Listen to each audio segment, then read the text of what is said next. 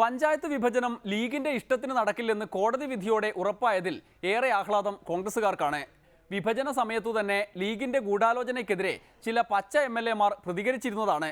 അതൊന്നും വകവയ്ക്കാതെ അവർ മുന്നോട്ടു പോയി. ഭരണം നിലനിർത്തേണ്ടതുകൊണ്ട് മുഖ്യമന്ത്രിയും കൂട്ടുനിന്നു. എന്നാൽ ഇപ്പോൾ കോടതി വിധി എല്ലാത്തിനും മേലെ ആണിയായി പതിച്ചു കഴിഞ്ഞു. അതുകൊണ്ട് തന്നെ കോൺഗ്രസുകാർ ഗ്രൂപ്പ് മറന്ന് ആഹ്ലാദ പ്രകടനത്തിലാണ്. എയും ഐയുമെല്ലാം ചേർന്ന ഒരു കൂട്ടായ്മ. ചെന്നിത്തലയും ബാബുവും ഒക്കെ കൂട്ടുചേർന്ന് വിവിധതരം കളികളിൽ ഏർപ്പെടുകയാണ്. ഇന്ന് നല്ല കളക്ഷനാ മുതലാളി. അത് തന്നെയാണോ ടെൻഷൻ? ഇന്ന് എന്താ ദിവസം അറിയുവോ?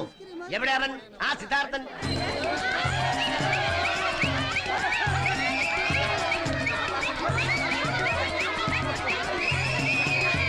സുഹൃത്തുക്കളെ, മണിക്കൂറുകളോളം നിശ്ചലനായി നിൽക്കുന്ന ഈ മനുഷ്യ പ്രതിമയെ ചിരിപ്പിക്കുകയോ ചലിപ്പിക്കുകയോ ചെയ്യുന്നവർക്ക് 5000 രൂപ ഇനാം. അതെ, വെറും 5 രൂപ ടിക്കറ്റിലൂടെ നിങ്ങൾക്ക് 5000 രൂപ സ്വന്തമാക്കാം.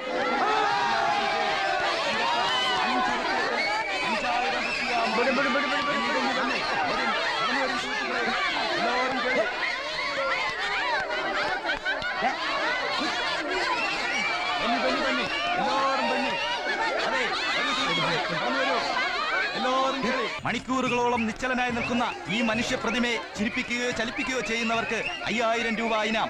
അതെ, വെറും 5 രൂപ ടിക്കറ്റിലൂടെ നിങ്ങൾക്ക് 5000 രൂപ സ്വന്തമാക്കാം. നിങ്ങൾക്ക് 5 റുപ്യത്തില് 5 മാറുള്ളൂ. സുഹൃത്തുക്കളെ, മണിക്കൂറുകളോളം നിശ്ചലനായി നിൽക്കുന്ന ഈ മനുഷ്യ പ്രതിമയെ ചലിപ്പിക്കുകയോ ചിരിപ്പിക്കുകയോ ചെയ്യുന്നവർക്ക് 5000 റുപ്യ.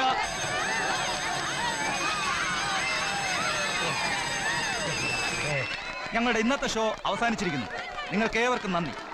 ചിരിപ്പിക്കാൻ എത്ര ശ്രമിച്ചാലും അതിനൊന്നുമുള്ള മാനസികാവസ്ഥ എന്തായാലും ലീഗിന് കൈവന്നിട്ടില്ല. കോടതി വിധി തലയിൽ പതിച്ചെങ്കിലും തൽക്കാലം സമയം പാഴാക്കാതെ തെരഞ്ഞെടുപ്പിലേക്ക് നീങ്ങാം എന്ന സന്ദേശത്തിലൊതുങ്ങി അവരുടെ നിലപാട്. എന്നാൽ തുറന്നു പറയാനുള്ളതെല്ലാം താൻ പറയുമെന്ന KPA മജീദിന്റെ പ്രഖ്യാപനം നിലനിൽക്കുകയും ചെയ്യുന്നു. അതുകൊണ്ട് കോൺഗ്രസുകാർ ഒന്ന് സൂക്ഷിക്കുന്നത് നല്ലതാണ്. ഇന്നത്തെ ഡെമോക്രസി പൂർത്തിയാകുന്നു. വീണ്ടും കാണും വരെ നന്ദി, നമസ്കാരം.